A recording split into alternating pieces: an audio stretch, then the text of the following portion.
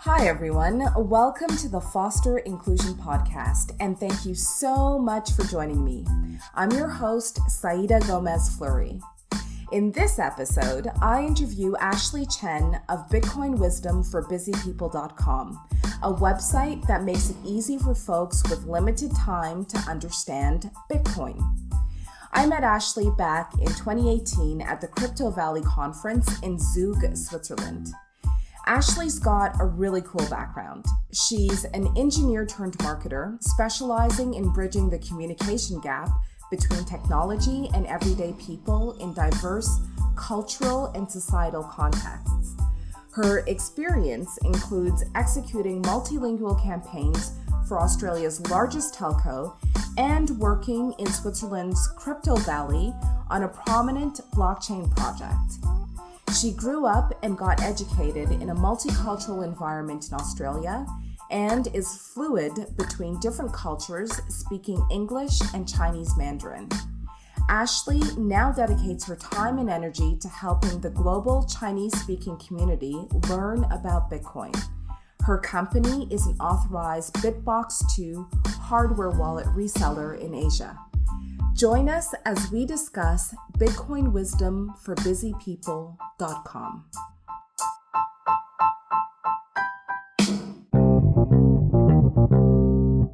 Can you introduce yourself, a bit about your background and how you first came to know about Bitcoin and then how you fell down the rabbit hole? Sure. I think everyone has a story, and everyone's story is interesting in a way. And my professional background, I actually have a degree in engineering, Bachelor of Engineering, but I haven't worked in that industry for a long time because I decided to change my career into business and marketing. But I've always worked in tech or telecommunications, so I always had an opportunity to work with technology. And I remember back in 2011, I still remember I was living in Melbourne, Australia. And one day I was hearing this word Bitcoin in the background for a couple of times. But I never really looked into it. That was 2011 for the first time. And I kind of just forgot about it. And a few years later, my curiosity about the world kind of started to take off. And I started learning about, the how the financial system works. And I really looked into like how the whole money works. And I started watching documentary like Four Horsemen, which really criticizes the financial system, the political lobbying and the debt-based economy and etc. And I began to understand, oh wow, there was something wrong with our system. It's not what I thought it was. Yeah. But I never really looked into it. And somehow at that time, Bitcoin still didn't reappear in my life. But then fast forward to about 2016, I was living in Sydney, Australia. My boyfriend at the time, now is my husband, was visiting me in Sydney. And then he was talking about going to a Bitcoin meetup. And I was like, hey, hold on. I remember this word. Yeah. But I was still too busy to look into it because I was working full time and studying part time for my master's degree in marketing. And I was like, okay, never mind. I need to get on with my life. So I didn't really look into it like he did. And then in the same year, like a few months later, I started to think about, okay, maybe I should join my husband in Switzerland. And I started to form like a travel plan and relocation plan for the following year. And then I also wanted to visit my family in Taiwan in 2017. So I started to think, okay, how do I move money between 3 continents? Oh, yeah. Australia, Switzerland, and Taiwan. and without losing the value. Oh, like, without losing the value between, different currency exchanges. And then my husband said to me, hey, why don't you look into Bitcoin? He came back with 2016, exactly. So in 2016, like close to like second half of 2016, so I started to really, spend some time reading what Bitcoin was. And at that time, everything was kind of scattered around. Like the information was not so, it was there, but it was not like nowadays you can just open a podcast app and everything's kind of all there. Yeah. At that time, I still needed to go do my Google search, and I was not on Twitter. And I know there were a lot of early Bitcoiners, but I couldn't find them. I don't know where they were. I was doing my own research. And then until I came across Andreas Antonopoulos' content, that was like, whoa, I was totally blown away what I've heard. And that was really kind of my journey, beginning of my journey, going down the rabbit hole. And that was what I could think of for like entire month, like during my waking hours. That's all I wanted to learn, And you just want to stop like everything else and focus on Bitcoin. Yeah. Yes. It was pretty much, apart from going to work, I had to go to university for my master's lectures. So I was pretty much like, during my commute, I was reading, listening to something, watching something, and I just couldn't stop. And for like the whole month. And then finally, I was like, oh, I get it. Because what I knew about the financial system, the issues, the problems with the money, now it all makes sense. And wow, that's what Bitcoin is here for. And I got it after like intensely studying for about a month. And I was convinced at that point, towards the end of 2016. And that was kind of, the rest was history. And that was also the deciding point that I wanted to go to Switzerland so I can work in the blockchain industry. Yeah. And I would say that your experience is kind of fortunate in the sense that you did face that direct dilemma between moving money between 3 continents.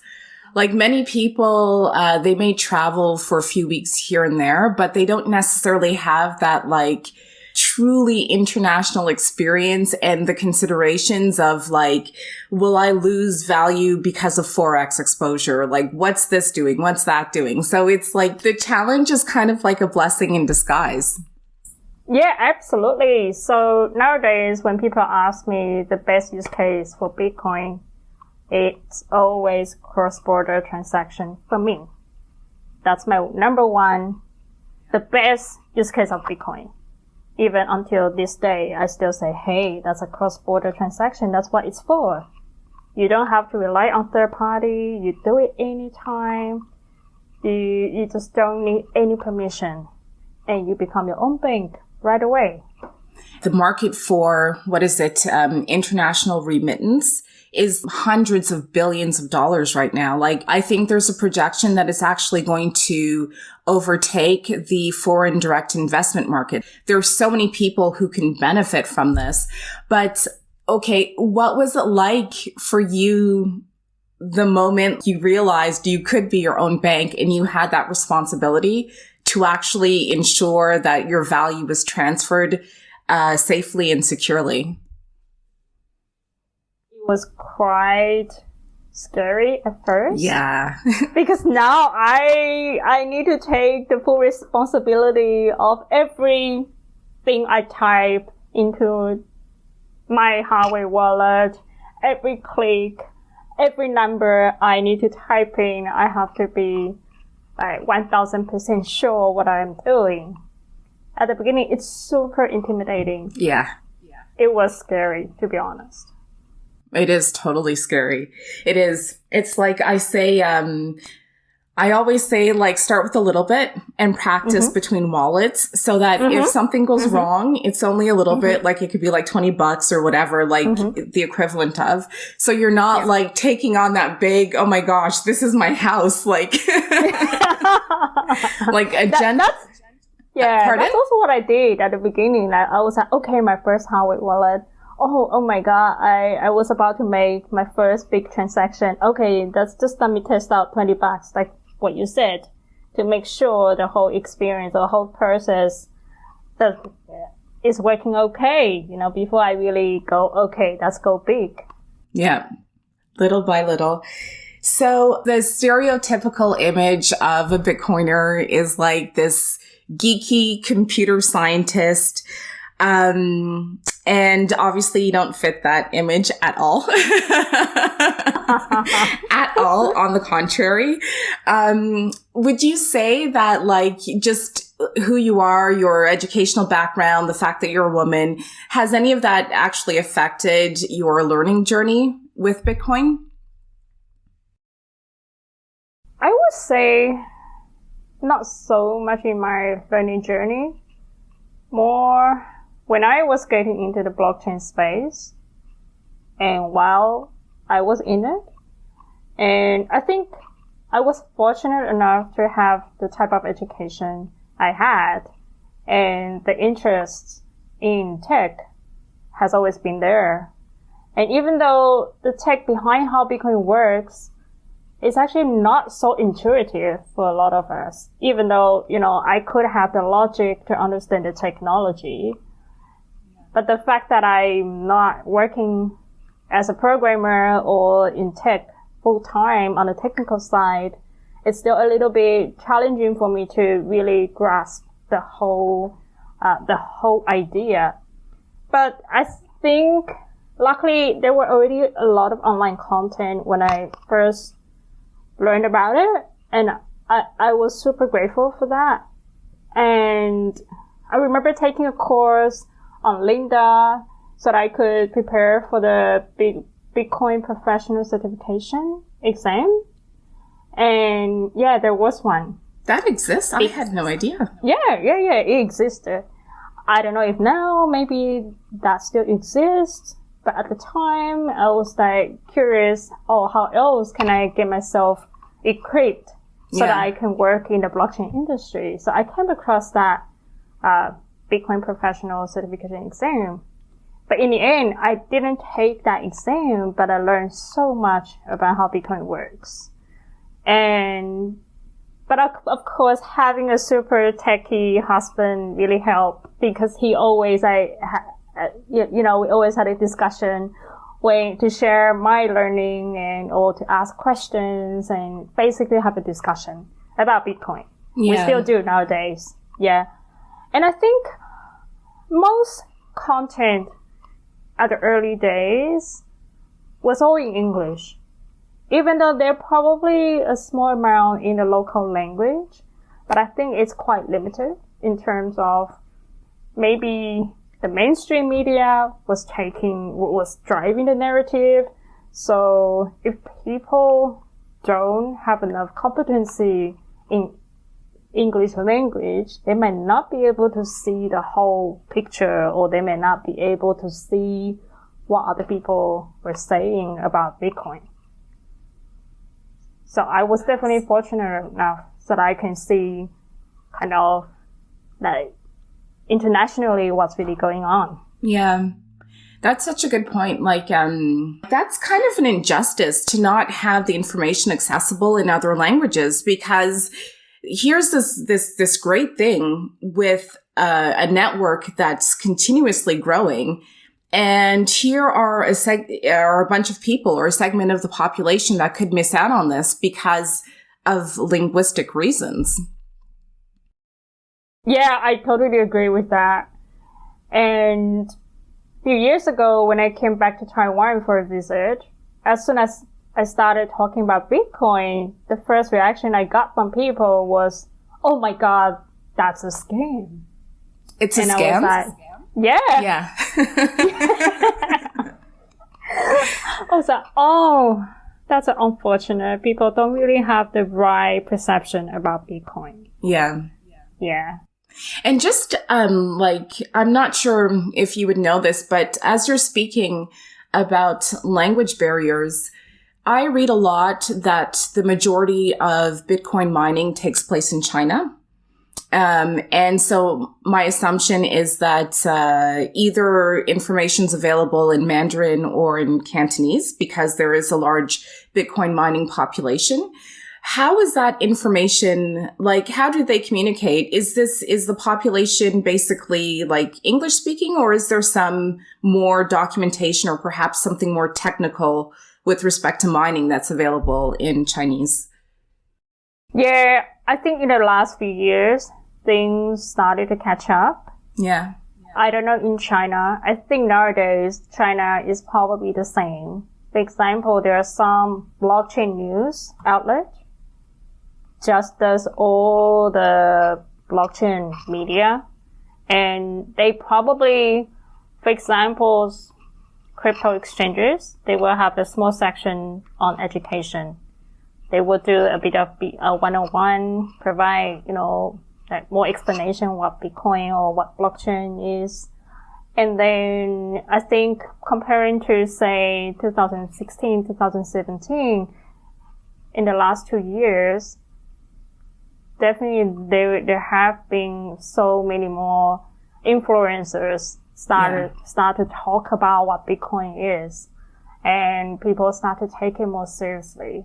So for sure, say, for example, I still remember a few months ago, I saw a news on a newspaper. It's about mining in Taiwan, and the headline goes, "Oh, someone just stole the power from I don't know where, and so that they could do mining." So in terms of mining, it's kind of those negative impression where people have to find cheap power. If they can't, they have to steal from somewhere. So I think there's a lot of negativity in terms of they don't focus on the benefits. Yeah. They don't really focus on the real value. So that's what I was saying. The mainstream media is really driving the narrative. Yeah. It's, and I mean, understandably, I suppose that if I were king of the castle and something came along to disrupt my comfort and my position of power, I would probably try to, scare people or get people to think in a different way about this disruptor coming along. So your website, when I first started, it took me a while to put all the pieces of the puzzle together. I don't have a technical background. I've always been interested in tech, but I'm not, I don't code. I'm not a developer or anything. And so I first started to hear about Bitcoin from an economic perspective, speaking to what you referred to earlier, what's wrong with money, and then with quantitative easing and different measures to the money supply and how that's affecting people. And I know people in different regions, and I'm aware that it's more difficult for them to access income or to send money. And so I was very much drawn to Bitcoin from that perspective. And your website, I saw, and I was like, wow, this is really good because it's so easy to navigate, and it lays the foundation, as you say, for busy people or people who are still new to the space.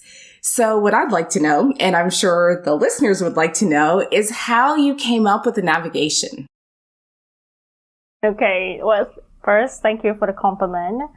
And I first designed the site for myself, actually, so that I can send it to my friends and other people when I get asked about Bitcoin, rather than sending them a dozen of websites, podcasts, or articles. Yeah. So it's basically a bookmark of things I've been reading, I would recommend, or product that I use to related to Bitcoin. And because I know more and more people start to hear about Bitcoin and want to know more, but sometimes people don't really know where to start. Yeah. The internet could be an overwhelming place. Yeah. And sometimes you don't always find the right resources to begin. And over the years, I found myself explaining the same thing over and over again to my friends. Yeah, and I was like, hey, here's a list of things you should know. But nowadays, all I can do, all I've been doing is, hey, go to this website. It's all there. So also I kind of want people to spend a bit of time to do some self-study. I really think, Bitcoin deserves people's time and effort to really get to know it. And I also want to make sure those people who come to me are really curious enough and serious enough about Bitcoin before I really dive in with them. I'm more than happy to spend time with them to answer their questions once they go through all the fundamentals. And then the main idea of the site is that, because people's attention span nowadays is so short. So I basically, since I've been reading about Bitcoin for like almost 5 years, and there's so much good stuff out there.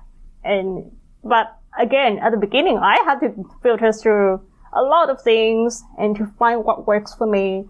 So I was thinking, hey, since I've done all the homework, I found out what works for me, what has helped me on my journey. I don't have to reinvent the wheel. So the main idea is that I basically filter through the information I find most useful and easy to understand for newbies, categorize them, and put it in a way it tells a story for people to digest easily. And when you're busy, you can basically just choose a small section to read it and close it and come back when you're ready again. And so that's basically my intention. Hence, the website is Bitcoin 101 for busy people who are poor with time but really want to get started. And this is basically the entrance to the rabbit hole. And it's basically, I have this in mind. And then, the journey doesn't stop there. So on the homepage, there are 8 categories. It's basically the reflection of my own journey. Like I shared earlier, I started with understanding the financial system. So the first and second categories are basically about what's the problem of our current money, and then from there you it's a natural progression. You want to understand why Bitcoin, and just go back a little bit. I've named each category with a question. So because people, that kind of, and then once you click on one of the categories, you will see even smaller categories, because that gives a clear pointer where people might be able to find answers to their questions. Since when we search online, we have some questions in mind that we want to find answers for.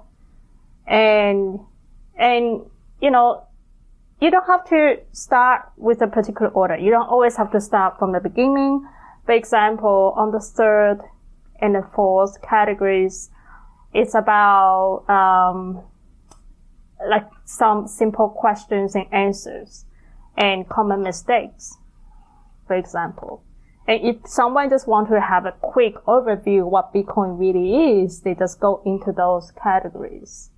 And then I have and then from the rest of the categories is basically the myths, and then common mistakes, simple questions and answer, and of course, an important topic is how to safekeep your Bitcoin.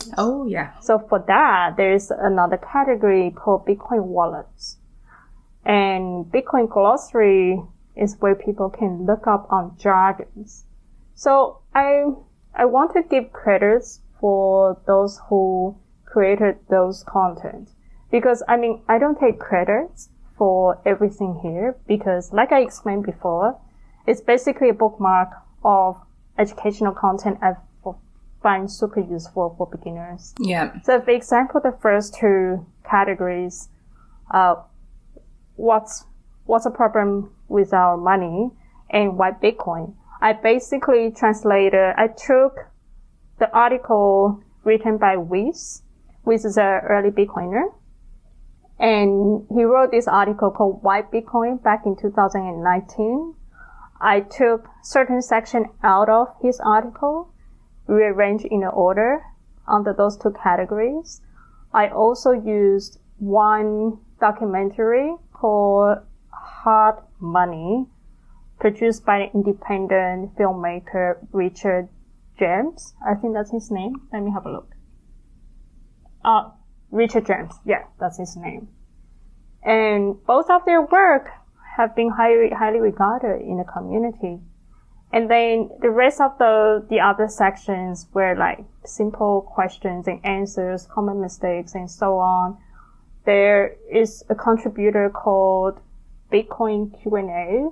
He has fantastic 101 related to Bitcoin in different topics. So his website is so easy to navigate. He has a lot of like excellent, simple explanations. So I basically went to his website with his permission, of course. Yeah. I took certain parts that I think at the moment a newbie should know. I put it on my website, rearrange it in a way people think, okay, that makes sense. And then, so basically once someone has gone through all the basics, the next step is probably getting some Bitcoins or sats or continue their education until they feel more comfortable, So the final category is called and beyond. Because I said, okay, now you've gone through all the fundamentals. You probably want to get some sats or Bitcoin. And then I made some recommendations about the next step. For example, people can go on to join some local meetups, or they can keep learning. And for keep learning, all the resources, I put all the podcasts, websites, books, documentaries in the footer on the education section. Because the journey really never ends here. It never ends. It never ends. Even after 5 years, I'm still learning every day. And you first heard about it in 2011. Yeah, 2011 you said. So it's like, it was there. Oh, suddenly, oh yeah, okay, I get it. And then like 5 years after you dive in, you're still on the journey. Yeah, totally. It is just like, never stop. It's, it's just amazing. Like, I'm going to come back to your website, but before, we go back to it, because we're talking about the journey never ending, how has Bitcoin changed the way you go about everyday life, or how you see yourself, your family, work, etc.? Yeah, that's a really good question. My life has been impacted in so many ways. I'm sure I'm not the only one. And yeah, firstly, as I was going down the rabbit hole, it was like waking up in a different universe. Yeah. Honestly. Because all of a sudden I was like, okay, I shouldn't be swearing. But, like, I finally when I got my head around the problem Bitcoin is trying to fix, I was like, wow. It really changed my reality, my understanding about the world. It's pretty much so different from what I thought it was. Yeah. And for example, the whole financial system, economics, and I even started diving into history and how the state governments work. Those are the topics I was never interested when I was younger. But because of Bitcoin, I was like, holy shit, this is so interesting and so fascinating. And thanks to my earlier curiosity that got me into learn about the financial system. Because very quickly, with that little knowledge I started to accumulate back in 2013, Bitcoin started to make a lot of sense to me. Yeah. And of course, another biggest change for me is the content I consume every day. So nowadays, and especially, where I hang out online, or even the kind of people I actually follow or keep in touch. Since going down the rabbit hole, my daily reading has huge focus on Bitcoin. I don't read anything else but Bitcoin. and I didn't start using Twitter until 2018, thanks to Bitcoin. And then since last year, I made a conscious decision to start using Facebook-owned platforms like Instagram and Facebook and etc. Because I really want to focus on decentralization. How can I bring more decentralization to my life? And I just believe what you use communicates what you stand for. Yeah. And so I'm a firm believer on that. And even some of the closest friends I have made at this stage in my life are those who are interested in Bitcoin. It's amazing. It's, what does Fred say? Fred's like, it's like a bunch of gamers or something, or people who used to play, those role-playing games. Back in the day. And I never really considered it like that, but I guess to someone who hasn't taken the dive, it could be perceived that way. I've had a tough time with Facebook because my family is spread out in Canada, the UK, the US, and Trinidad and Tobago. And my daughter, she just turned 19 months, and Facebook has been the easiest way to share updates. So we have like this private group with 60 family members where we just add videos and stuff. But every time I'm like, there must be another way. And I've tried to get people over to Telegram and over to Signal, but the reluctance to change is very, very strong. So I'm like compromising. I deleted WhatsApp and like everyone was like, you're crazy because everything's on WhatsApp. And I'm like, yeah, it's okay. I also deleted WhatsApp last year. Yeah, I did that too. I think I did it at the beginning of January. Like when I saw the changes to the policy and I was just like, this is too much for me, like I don't really need this. So I actually downloaded Sphinx Chat. Have you heard of that? Yeah. But I haven't used it. Yeah, I downloaded it, I want to say about 2 months ago. I've been on a few times, but I have to dedicate more time to it. And it's like, I'm juggling so many different things now that I really have to be focused on how I allocate my time.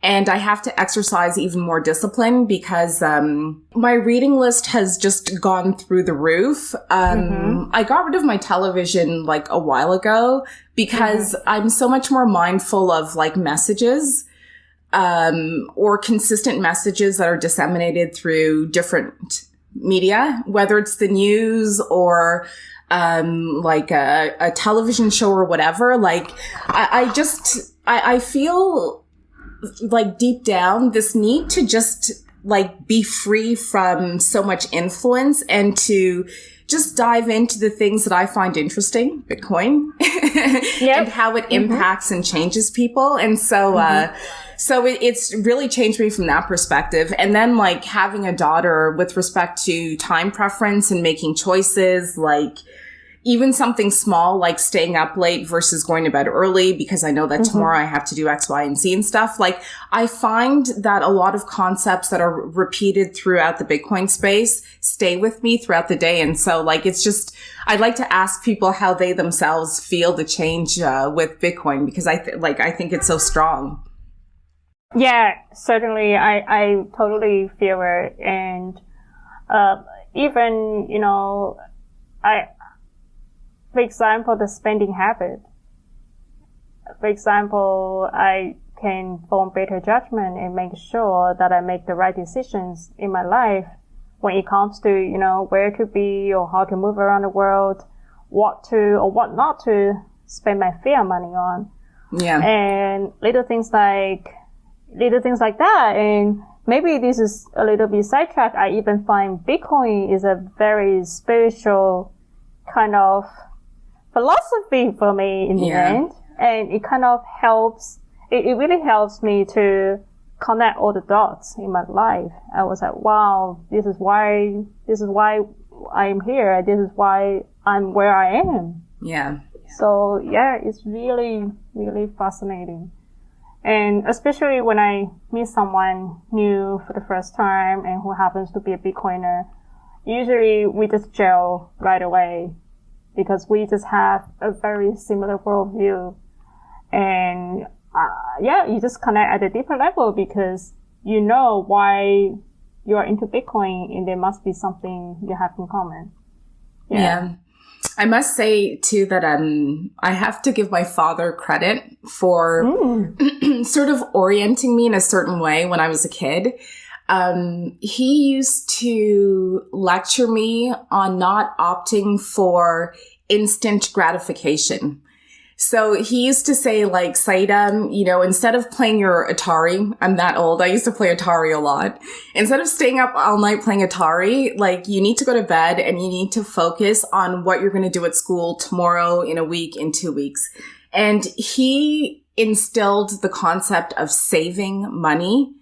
Like, he drilled it so deep into my brain that when I became, like, I would say an early adult, and nothing else around me beside my father said saving money is the thing to do. On the contrary, everything pointed towards fast consumption. I felt confused. Like I thought, like, you know, a daughter looking up to her father, like my dad's really smart, you know, he's always told me to save money. And here I am, like, oh my God, when I went to France to live, he lectured me before I left and he said, Saida, there's nothing wrong with being frugal. Being frugal is a good thing. And so, like, I have all these ideas in my mind, and everyone around me is the complete opposite. You have to buy the latest of this. You have to look this way. And truth be known, I fell into that as well because I thought, oh, you know, like the old man doesn't really know what he's talking about, or I don't always want to be like the odd person out. So let me just kind of go with the flow.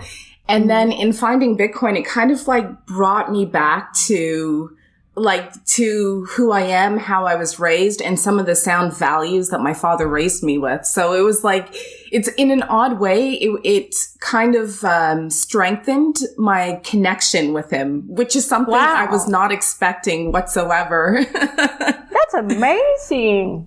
That's really amazing. Did he know that you were into Bitcoin? My dad? Oh, yeah. Oh, we talk about it frequently on the phone. Oh, nice. Yeah. And my dad, he, I think he bought a bit of Bitcoin a few years ago. He's got his hardware wallet. And then, recently again, I think he like maybe created another account with Coinbase or something just to like, you know, see what Coinbase is all about, more out of curiosity. And there was some kind of issue and he couldn't access his account. And he was like, Saida, Coinbase sucks. I can't get into my account. What should I do? I've written to them. I've sent them this. I've sent them. And I'm like, Dad, I don't know. Like, that's so cool. Yeah, he's in his 70s, so cool. But he's like super passionate about it. So it's, and he's going to hear this too, so he's... Oh, cool. He's going to hear that we're talking about him. Yeah, really. But, so speaking of Coinbase, most people assume that you can only buy Bitcoin through an exchange, and that's not the case.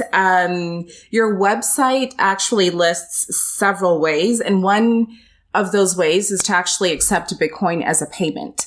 So for anyone out there who is thinking of doing this, how would they do it? How does it work exactly? Okay. I'm only speaking from my own experience. I can share what I've done, how I did it. So as a starting point, okay, say if you are a freelancer, you offer a service, or let's say you're a freelancer, you offer your service, whatever service you offer. As a starting point, just start telling your clients that you accept Bitcoin. Okay. As one of the payments, one form of the payments. Like you accept Euro or USD and etc. And then write invoice as normal. Then what I've done is I add Bitcoin as a form of payment by providing the receiving address. And even better, they get certain percentage off if they decide to pay with Bitcoin. Yeah. That kind of encourages them to think twice before they want to make a payment in fiat. And if you start asking for it, demanding for it, I think people are going to notice that. So this is probably the first kind of my starting point on how I accept Bitcoin for my business and for my service. And of course, there are more advanced tools when you need more complicated bookkeeping or for your online stores. For example, you can use the open source tool called BTC Pay. Yeah. That's another topic. We don't go into that. Yeah. But it's something available. And there are also integrations with Shopify or WooCommerce. If you have an e-commerce store, you can integrate your store with BTC Pay. Then you can select Bitcoin or other crypto as a form of payment. And for example, on my own website, my online store has already been set up, but I haven't really turned it on because I'm still testing it. I want to make sure everything works. And I mean, yeah, that's probably the easiest way to do it. Like when you issue an invoice, then you just put your Bitcoin receiving address on it and make Bitcoin as one of the options for people to pay as a starting point. Yeah. It's, I saw a meme yesterday or the day before, speaking of like receiving payments and providing services. It was, a still photo of a television pastor in Nigeria. And I guess at the bottom with these religious shows, they show you how you can send payments and stuff. And he actually posted his Bitcoin address. Oh, so wow. Yeah.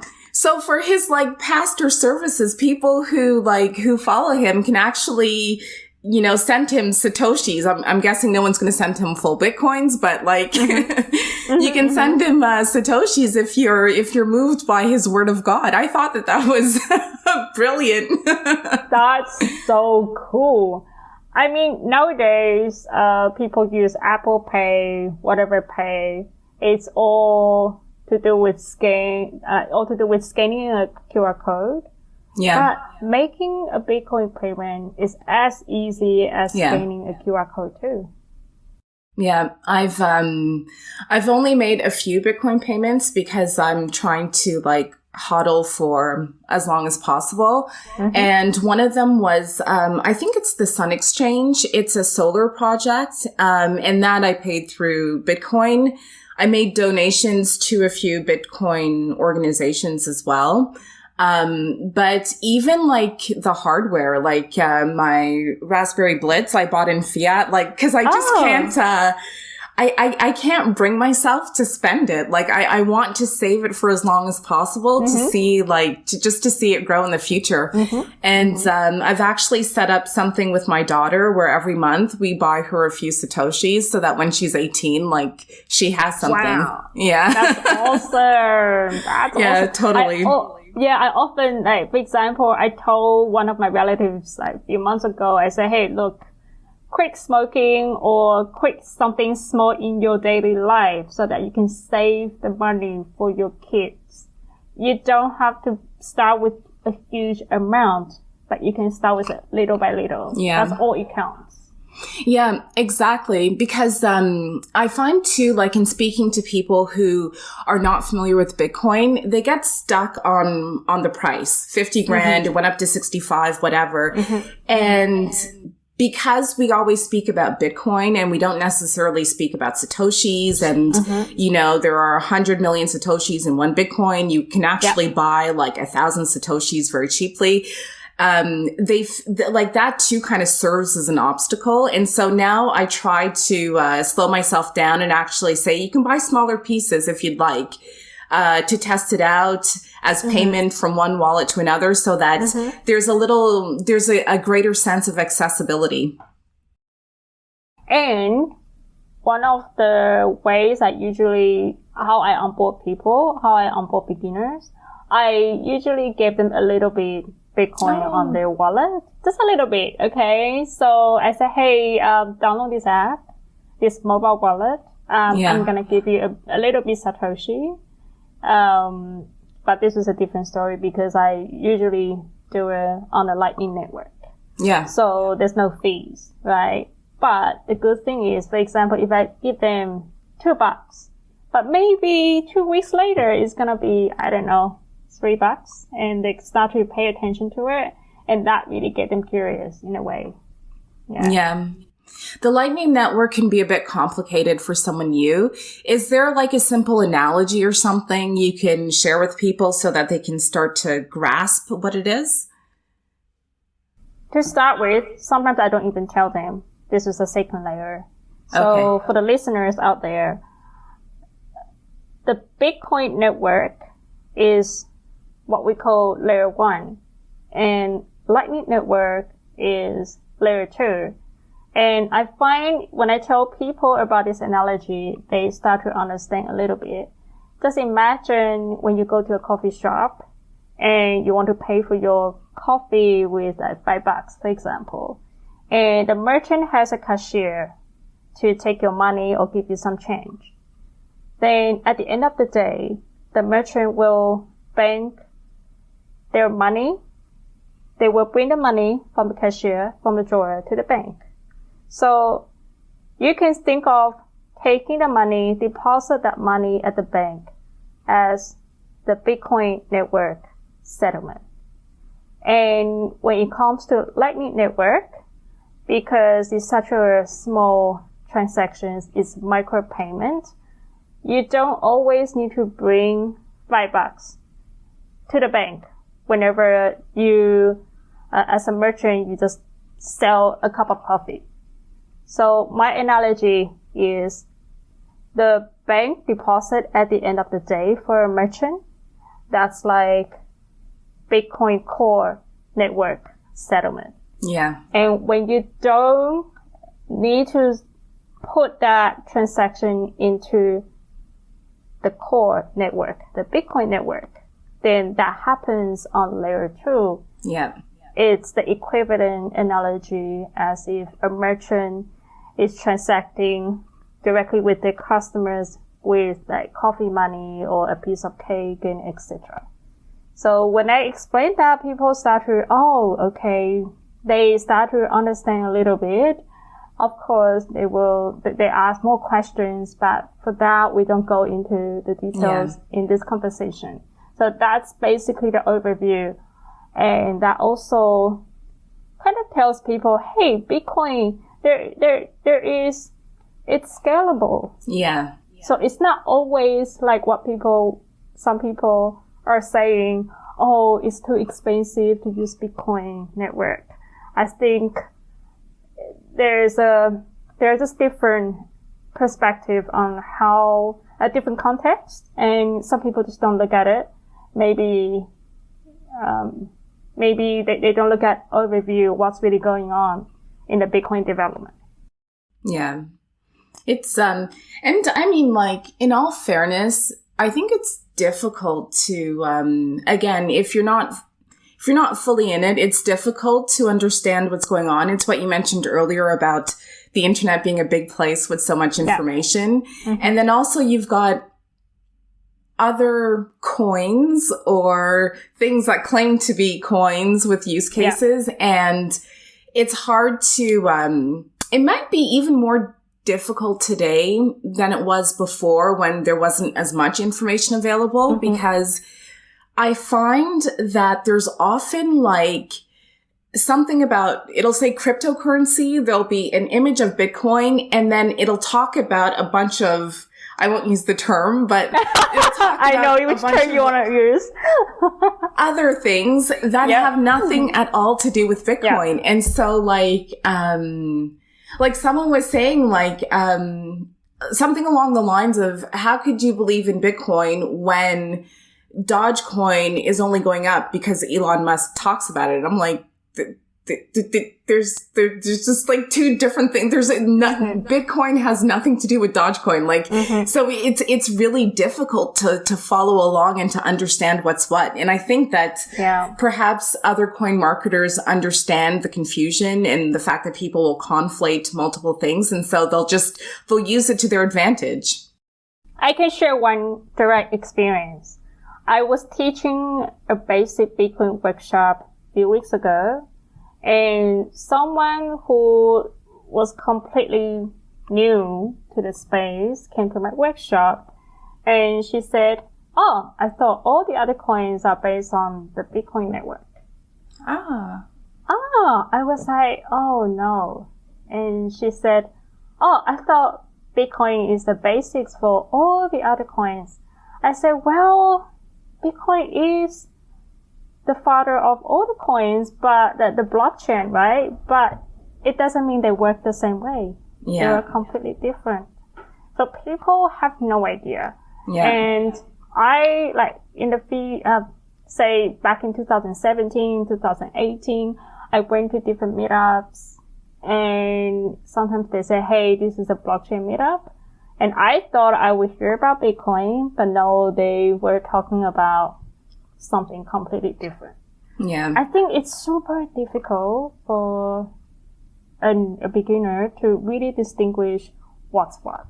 And that's what I always recommend people. Hey, okay, there's a website called bitcoin-only.com.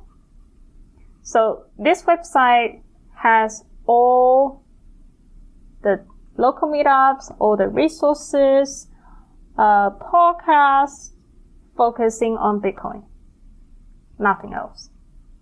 And this project was created by an early Bitcoiner, quite well known in the space.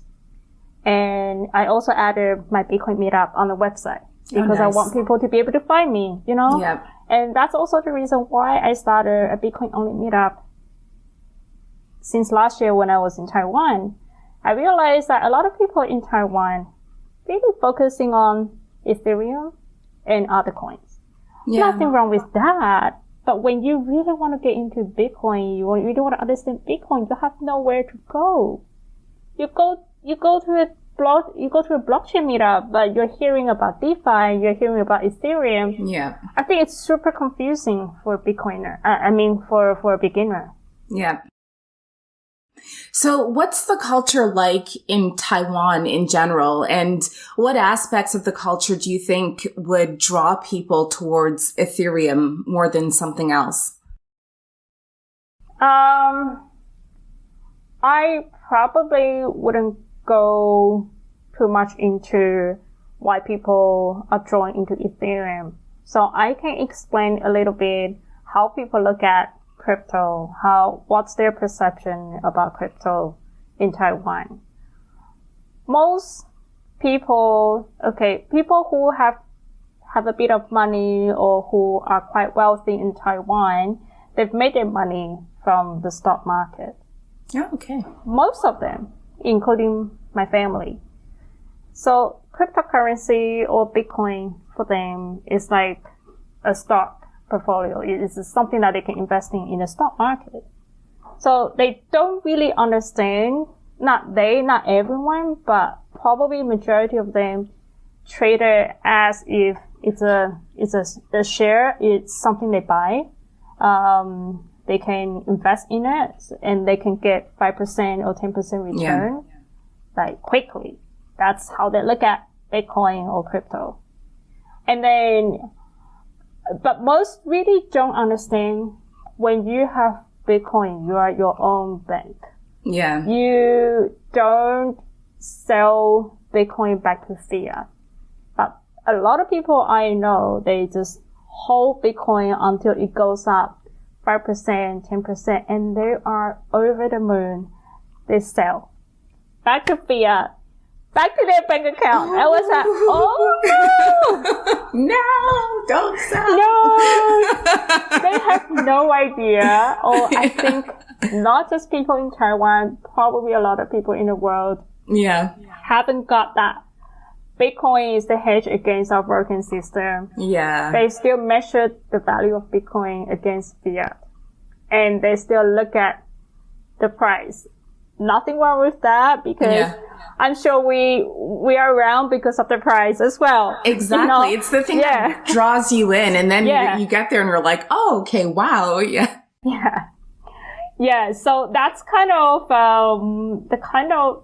that's the kind of environment I'm dealing with at the moment in Taiwan. But there is a small handful of people who are really curious what Bitcoin is really about. I'm not saying everyone is just into making a quick buck, you know?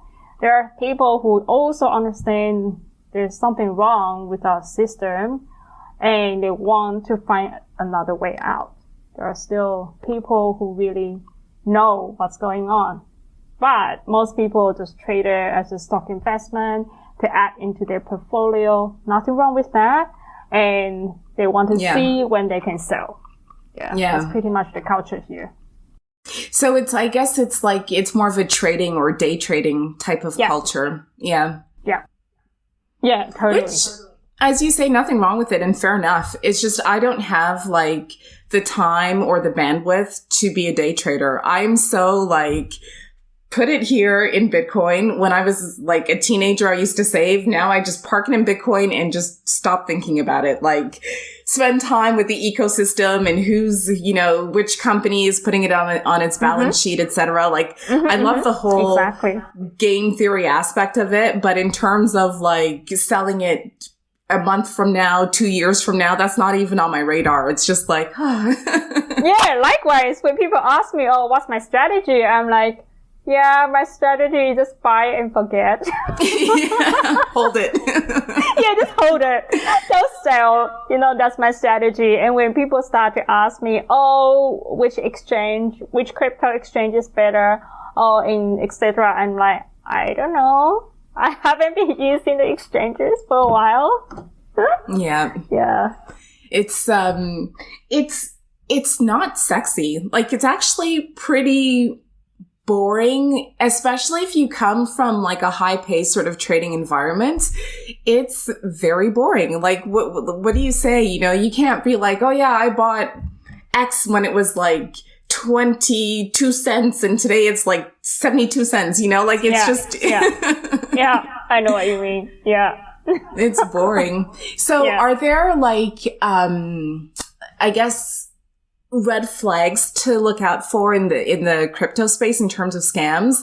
I'm new. I'm interested in Bitcoin and I'm not sure who to trust or whatever. Are there typical scams that I could look out for? Yeah, definitely. I think the general rule of thumb is that when something is too good to be true, it is too good to be true. For example, if you see, I don't know, some people commenting on social media, hey, follow me, or hey, join me on this platform because you get 2% return or 5% return every month when you deposit your Bitcoin. Okay. Always question where the profits come from. Okay? Yeah. Because otherwise the scammers will just take your coins and run away. Because when you have Bitcoin, you don't need to earn interest. Like, you don't need to earn crazy amount of interest. Yeah. Because by holding it, you are already preserving your purchasing power. That's why you put money into Bitcoin. And when people's greed of making a quick buck started to kick in, they were like, wow, this is amazing. I already get 5%, 10% next month by depositing my Bitcoin. That sounds awesome. Okay. Then it's really too good to be true. Yeah. So really look out for that. And, maybe another thing to look out for is multi-level marketing type of model. Yes, because I've heard it before. I haven't had that experience myself, but I have heard, say, for example, you have to bring a certain number of members into this platform, so you get certain reward on your account. And for me, that's just MLM, multi-level marketing. Yeah. It's a scam, sure, because you're just scamming people's money from doing nothing. Yeah. So I think it's really important to question, okay, this is such a great incentive, but where does it come from? Yeah, exactly. It always comes from somewhere. You can't just think, okay, there is a free lunch somewhere. There's never free lunch somewhere. Yeah. I know. Yeah. I think it was a family member from Trinidad on Facebook sent this big message saying, like, no one speak to me about Bitcoin ever again because it's a scam. And he was targeted for multi-level marketing. And so I think I wrote him a message either privately or just like under his post, just saying like, Bitcoin is not a scam. And there are scam artists within the space. There are scammers everywhere, like in the fiat world, in the Bitcoin world, in whichever world, there will always be people trying to take advantage. And don't confuse like someone who's passionate about Bitcoin, who speaks about it a lot, with someone who's trying to take money or Bitcoin from you. There's a big difference. Like, someone who's passionate will talk to you about it, will speak about the value proposition, will speak about how it'll help with financial inclusion, etc. But they'll never ask you for anything besides your ear. But they're not going to ask you for anything whatsoever. Yeah, exactly. And I often tell people, hey, look, I don't get any incentives when you buy Bitcoin. I just want to help you to understand Bitcoin. You know, it doesn't benefit me if you finally get into Bitcoin. Finally, you own some Bitcoin because that's your Bitcoin. That's not mine. Exactly. Yeah. And I could never know. Like, I could speak to you about it. You could go out tomorrow and get Bitcoin, not tell me a word, and I'll have no idea, and I'll still speak to you about it. Yeah, exactly. And I think another thing to look out for is that this overhype. For example, you join a Telegram group and all they talk about is the price. It's more like a pump and dump scheme. Okay? Yeah. They were like, oh, no, this is a great time. The first hand information, now the price is this, and in a week it's gonna go up to this. Now you're the early adopters. Now best time to get in now. I think there's a lot of excitement about the price, and I think people really need to look out for that. So it's happened before, and I've seen it before. Yeah, if all they talk about is price, I think you really have to be careful. And really, I think nowadays people just don't do enough research. They probably just get on YouTube, watch someone talking about a project on YouTube or on Twitter, and for them, that's good enough research. Pretty scary. Wow. Yeah, I know. Which makes me wonder, like, it's Saifedean Ammous. He authored the Bitcoin standard. Oh, yeah. And he talks quite frequently about this fiat mindset. As does Max Kaiser, obviously. And it's this idea that, like, if you can get money easily, you'll spend it really easily. So, or if you don't have a sense of, like, saving and low time preference, long-term sort of thinking, you'll just kind of dump your money anywhere and sort of hope for the best. And I think it's just amazing that, that people could be willing to invest in something without spending time to understand what it is. Exactly. And those people, okay, this is also my direct experience. Those who would not have done enough research, they put money into crypto, are the very same people who will bargain with you to save $5 here or there when they buy from you. I know. No, direct experience, my own experience. Wow. Yeah, because I'm also selling hardware wallet, and someone texted me up, hey, can you do this for this amount of money, or can you do it as free shipping? And I'm like, sure, but you're gonna invest your money and you want to save $1 or $2 here and there on a hardware wallet. Are you serious? Yeah. How does that make really sense? Funny. Exactly. That's hilarious. But I mean, like, I suppose we're all idiosyncratic in some way. We all have our quirks and thing. But that's, yeah. I'm sure everyone deep down just wants to not so much get rich. Yes, having that nominal sort of figure that you can look at, but also the security and the sense of safety that comes along with having, you know, material wealth. And so maybe that's what the driver is. Oh, yeah, I'm sure, because we want to be able to cope with uncertainties in the future. Yeah. That's why people want to save, and that's why people want to build a safety net in case something happens. It's just human nature. Totally. Yeah, definitely. So you mentioned a few websites already. Can you repeat them and perhaps mention other websites that newbies can join? Like a safe place where they're not sort of bombarded with like toxic Bitcoiners or or anyone telling them they're dumb because they haven't already bought Bitcoin. Yeah, okay. I think this toxic Bitcoiner is kind of a new term for me because I haven't really thought about that term in terms of people isolate other people. If as soon as you're a Bitcoiner, you get isolated. I haven't really looked into that term. But yeah, actually, I have a different approach on this in terms of finding online communities. I am a firm believer that do your homework first. For example, rather than turn to the online communities right away, spend a bit of time. Read about, for example, the book we just talked about, Bitcoin Standard by Safedin Amos, and spend a bit of time on the basics. For example, check out my website to go to all the fundamentals before you even ask any questions.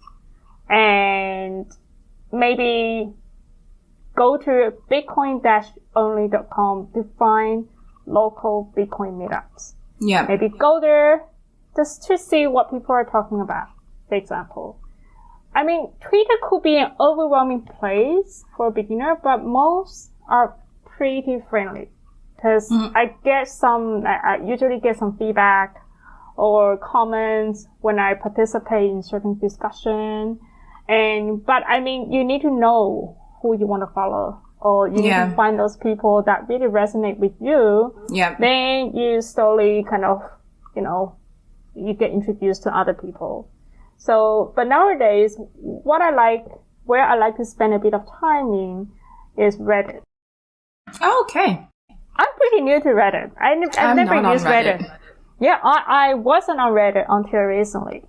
And because Reddit works differently from like Facebook, Twitter, and etc. It's more like a discussion forum. Yeah. And you can join based on topics or subjects. And there is a subreddit. So subreddit is basically, it's like a theme of that forum. And there is one called Bitcoin Beginner. Oh, okay. Mm-hmm. Or there is one just called Bitcoin. Not BTC, but Bitcoin. Okay. Because the one that's called BTC on Reddit is about Bitcoin Cash. Yeah. So do not get confused. Yep. So I would say Reddit, then go to the subreddit Bitcoin Beginner or Bitcoin. Make sure you don't join BTC because that's for Bitcoin Cash. And that's deceptive too, because the ticker in, at least in North America, is BTC. Here in Switzerland, I'm not sure what it is in Taiwan on the exchanges. It's XBT.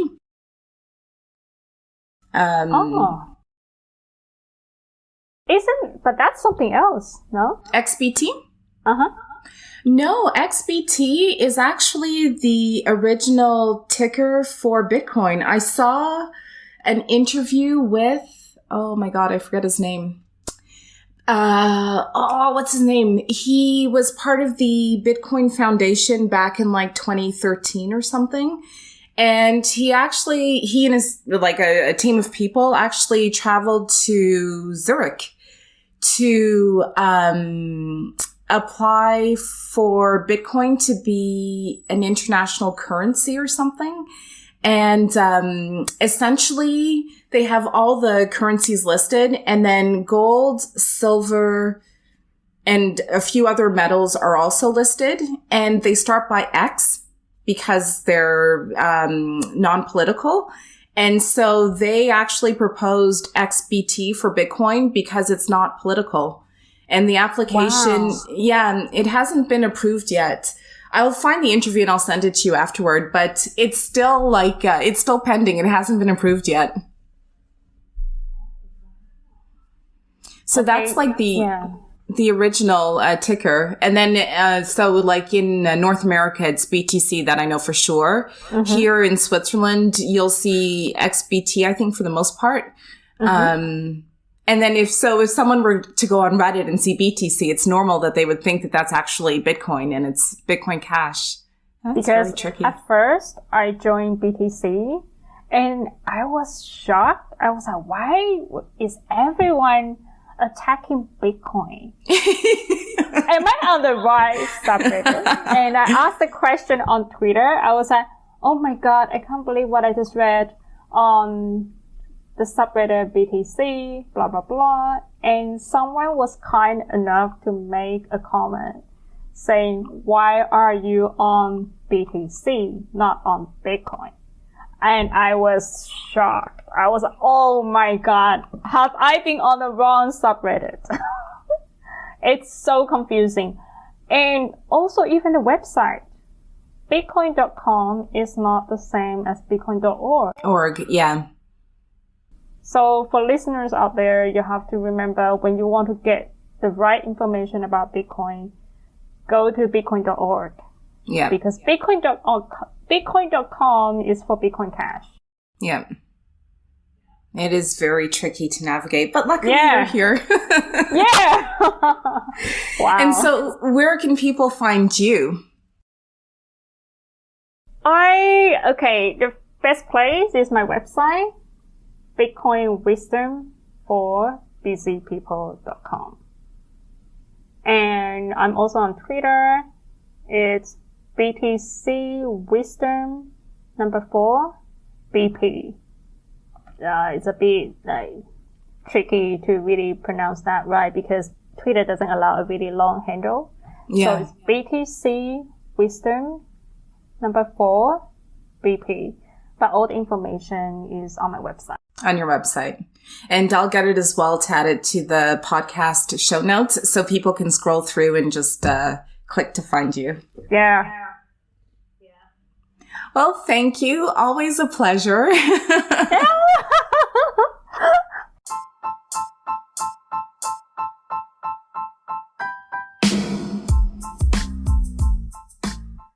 Well, that's it for this episode, and thank you again for joining us. Ashley and I actually continued the conversation for some time after we stopped recording. There's just something about Bitcoin that fosters inclusion. We have different cultural backgrounds, and listening to her unique journey and experience has broadened my understanding and appreciation for Bitcoin. Her website, bitcoinwisdomforbusypeople.com, saves so much time in learning about Bitcoin's value and potential. Contact Ashley through her website, bitcoinwisdomforbusypeople.com, and you can tweet her at BTCwisdom 4BP. Links are also available in the show notes. As usual, if you have any questions or comments, contact me at saida@fosterinclusion.com. That's SAIDAH at FOSTERINCLUSION.com. And visit the website www.fosterinclusion.com. Bye!